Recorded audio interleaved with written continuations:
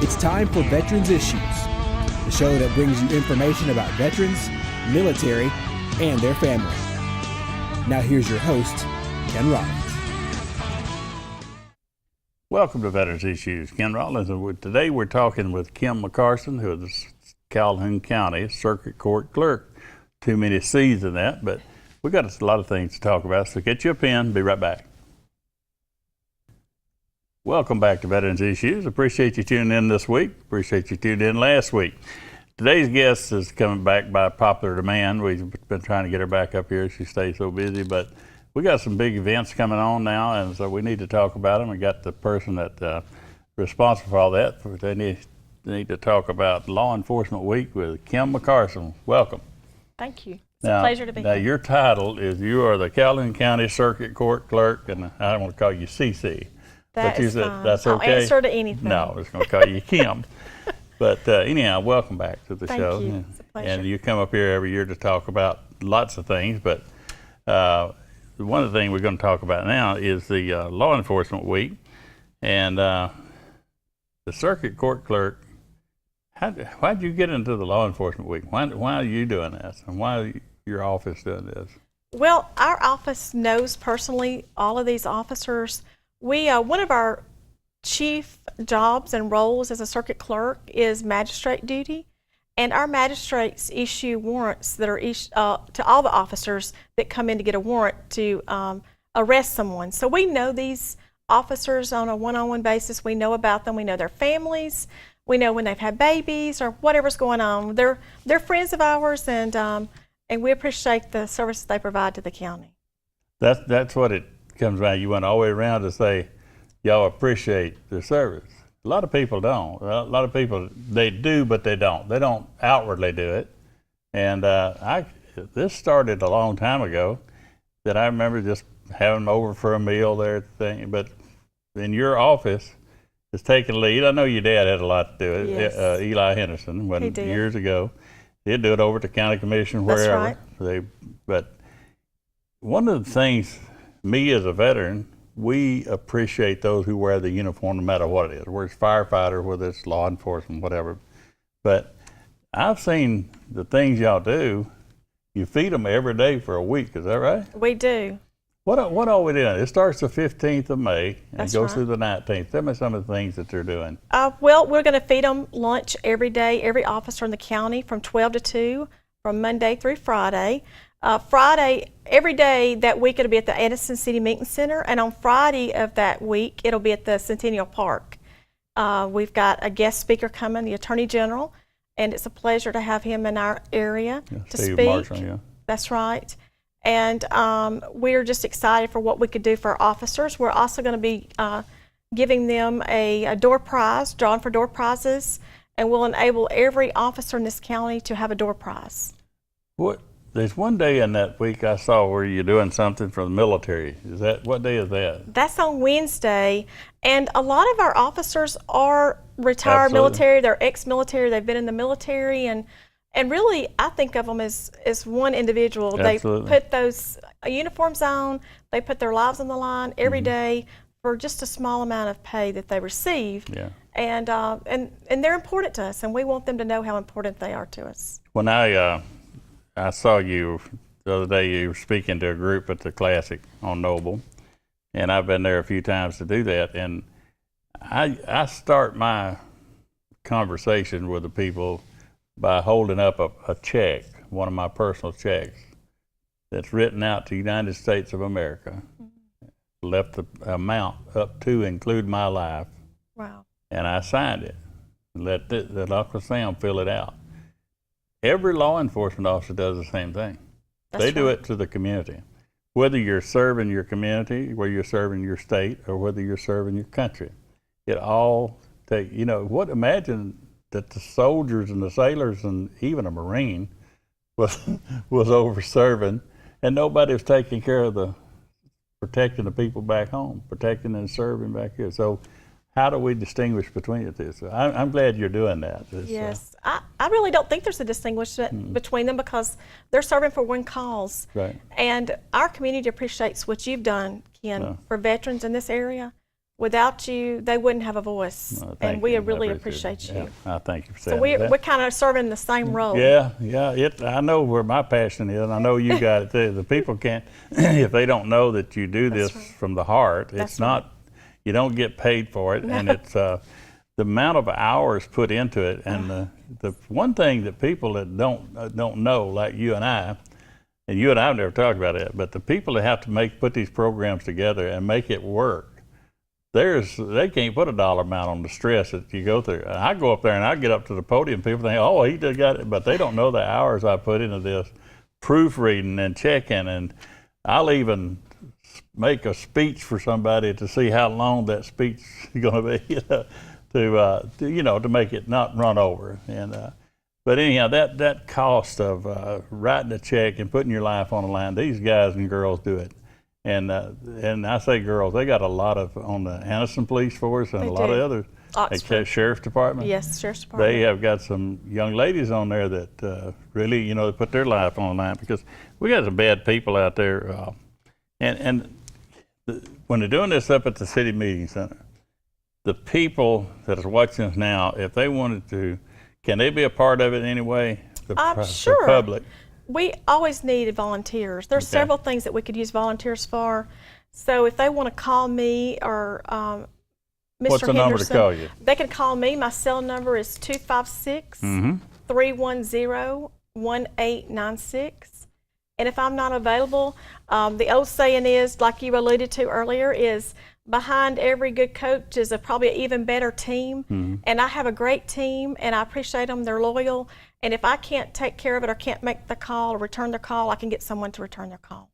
People don't realize that team consists of a lot of talent. And when I come to your meetings over at the courthouse and look around and see some of these people with degrees in this and degrees in that, and they're sitting there putting their heart and soul into, we got to make this work, and we're going to have this over here to make this work, down to the T-shirts, to whatever. And probably prior to this had no idea about T-shirts other than something to put on before you go to bed. That's right. I mean, but now they're over there having them made, make sure that the design is correct. And, yes. I mean, they're learning some things too. They may be in business, on T-shirt business. That's right. But we have a great staff. It takes a lot. It takes a lot of volunteers in the community. Now to the make food, this how do you get the food? Well, we ask businesses to sponsor the food, and then we call local restaurants and ask them to give us the best deal they can. We submit our budget to them and how many we need to feed. And most of the businesses have probably gone in debt trying to feed us, because you can't feed everybody we need on the budget we're giving them. So we appreciate the restaurants that are willing to help us with this event. And I've seen some of the victuals y'all have. It is fine. You don't have many buffets any better than what that is. That's exactly right. Yeah. Well, that in the next part I want to talk about the budget, but it does take to coordinate to get the food into the place, and officers run shifts. It's hard to get a guy or a girl that's worked all night and want to get there, and lunchtime they've gone to bed by then. So you got all that to take into consideration, and then you got to come up to the 19th that we're talking about, the last day. Yes, sir. For the big event, and that's what we're going to talk about when we come back. We're going to go to a break, come back, we're going to talk more with Kim about Law Enforcement Week and other things. Be right back. Welcome back to Veterans Issues. We're talking with Kim McCarson, the Caledonia County Circuit Court Clerk. All those C's. Yeah, all them C's. Just call me C's. We're talking about Law Enforcement Week, May the 15th through the 19th. And we talked about the Wednesday when we have for the veterans, veterans and military. Is that what it's going to be? Is it going to be, or just veterans in general, military. I believe anyone that puts on that uniform should attend. And I think we also talked about our honor. Flight. Honor flight people. Yes, I think y'all that would out be there great. watching on the honor flight. Any of you is on honor flight? I think it's like 12 o'clock. Yes, sir. On Wednesday. What day of the month is that? I'm gonna put you on the spot. That's it is Wednesday, May the 17th. Sounds like it. 17th at 12 noon. Be up at the City Meeting Center for that, and we can recognize them. Get We'd love to recognize them. Absolutely, and wear your honor flight shirts. But I'll call Phyllis Clopton on that. Okay. Get there, make sure they're aware of that. But now on the 19th, Friday the 19th, this is when we want the public to attend. We want them to come up to the park. It's at 11 o'clock at Centennial Memorial Park up on, used to be 17th. It's called something else now. But I believe it's called Ken Rollins Parkway. something like that. But now come up to the Centennial Memorial Park at 17th and Quintard for those of you. And at 11 o'clock, and we're going to have a lot of ceremonial things. We're going to have a lot of honor guard things. But Steve Marshall, the new Alabama Attorney General, will be a keynote speaker that day. And so those of you that's never met him, you've met Luther Strange. Everybody got to know him around here. And now the new Attorney General's in there, so it's a good chance to hear him and what his views and words are regarding law enforcement. So even if you're not in law enforcement, this is a chance. And I know I'm doing all the talking here, but and I'm coming to you real quick, but I want people out there to feel like this is a chance for you to come, shake the hand, hug the neck of the law enforcement, and let them know. So you can tell them you appreciate them. This is a chance to show them. That's exactly and they look out across there and see the numbers of civilians, and that's what makes it work. So. We're going to have pizza that day too. So in the park? Yes, we'd love for them to come up and eat water? pizza with us and water. Gotta Absolutely. Have water or something to it's been donated, and we have a lot of great businesses in Calhoun County that love their veterans, military, well, and if I police ask you to officers. name all them business, you'd be It would be in very trouble. difficult. We have a long list. We would be glad to give it to anyone that needed to see it. But yes, it's we a long won't put list. a dollar in it. But I'm going to tell you, I know for a fact it costs thousands of dollars to do this. It does. Yes, and sir. it gets bigger every year because you can do bigger things every year. Yes, sir. And this is a great thing. I don't know of another community anywhere that does that. Let's go back to you're the circuit court clerk now.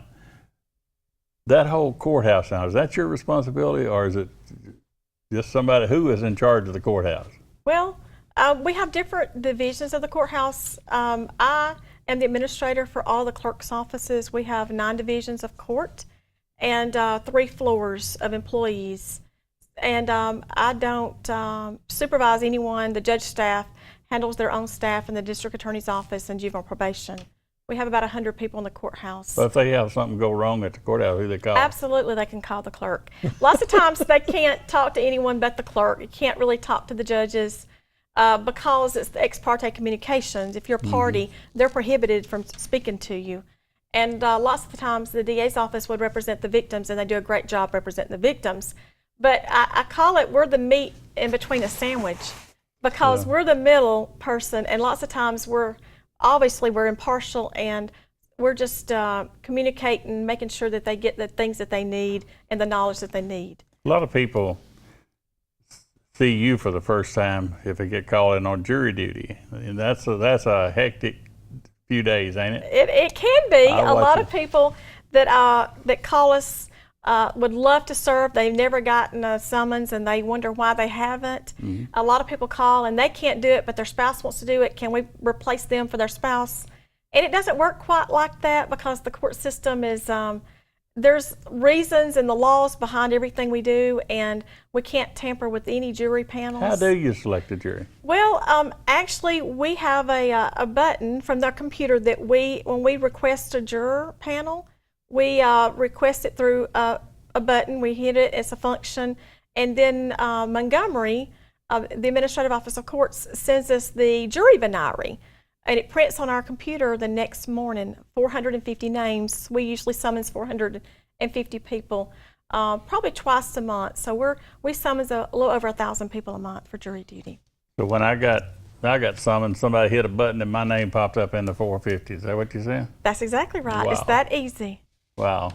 I enjoyed it. I mean, I really did, but except for the wait. And that brings me to something else. And I have not been up there since this happened, but y'all built a lounge or something up there for the jurors? Well, we did. It goes back a long time. I've been at the courthouse for 27 years.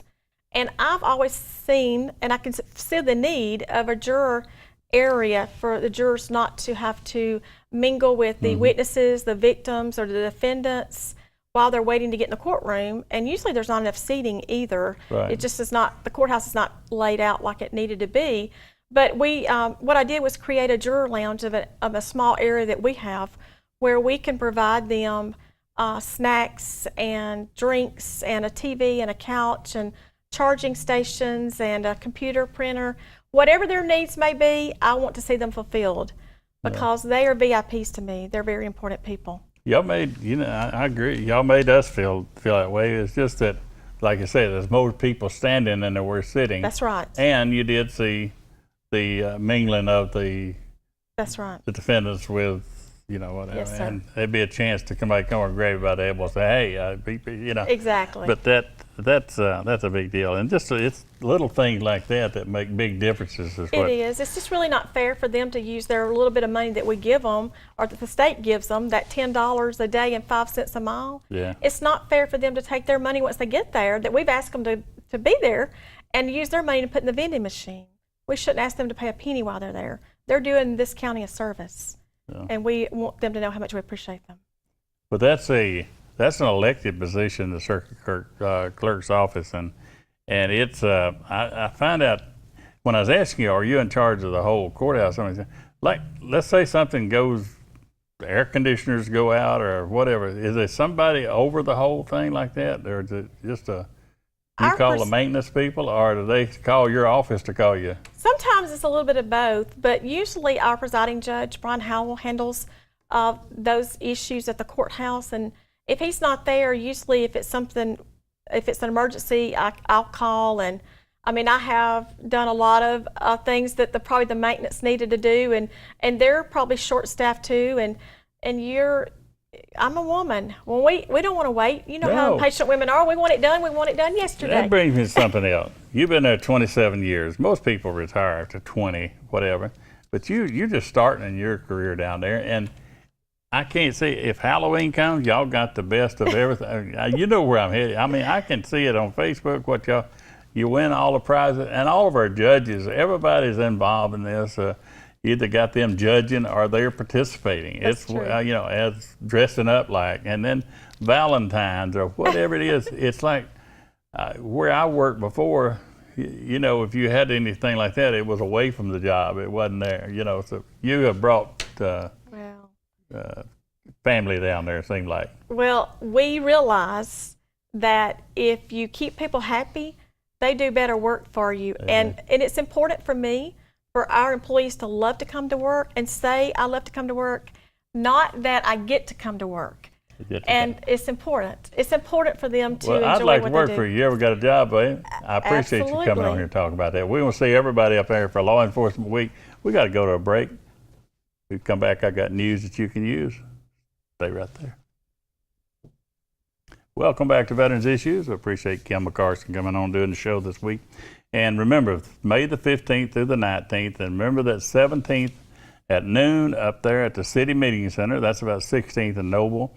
Come on up and volunteer to help serve some of these people if you want to, and just give them a pat on the back. You have the military up there and the veterans, a chance to show your appreciation to them too. The 19th, be out there at Centennial Memorial Park at 11 a.m. for the big ceremony we're going to have up there, and that's worth seeing. And you'll get to meet your new Attorney General too.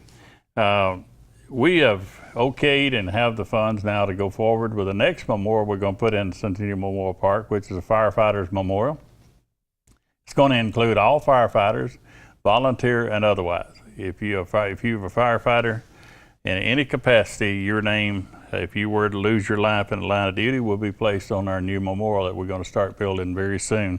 Hopefully by the end of this year we'll have it in place, but just let you know that we have the legislation. It's the official law enforcement firefighters memorial for the state of Alabama, and it will be located in Centennial Park. We already have the law enforcement memorial, and so we hope to start that real soon. So if you see some construction going on up there, that's what that's going to be.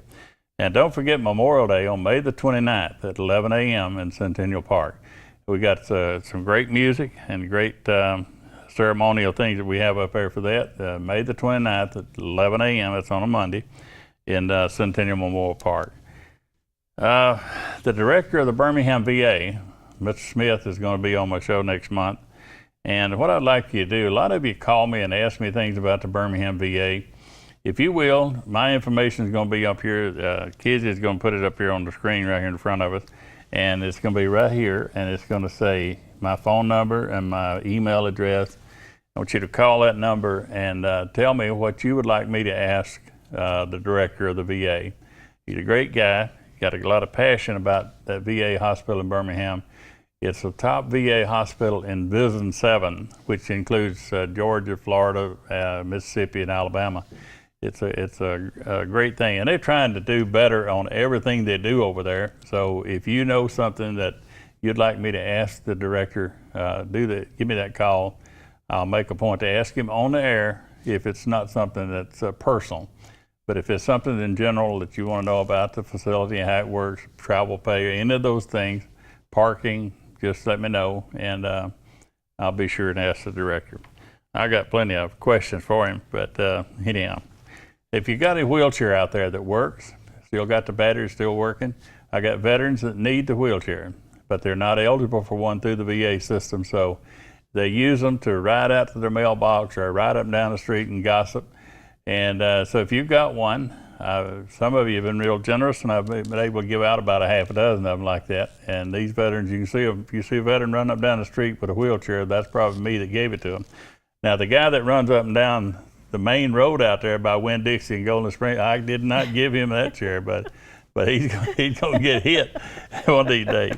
But anyhow, and if you know of a young veteran that needs some transportation, I got somebody that's got a nice vehicle for a young fella or a girl, whatever. It's just a young person vehicle. Let me know. We'll help them out. We run out of time. I want to make sure that this week's shout out goes out to all those that helped out in any way in the Law Enforcement Week. Everybody, if you've done anything to help out about it, or if you're going to do something for it, this salute's for you this week. And I'll see you next week here on Veterans Issues. Salute.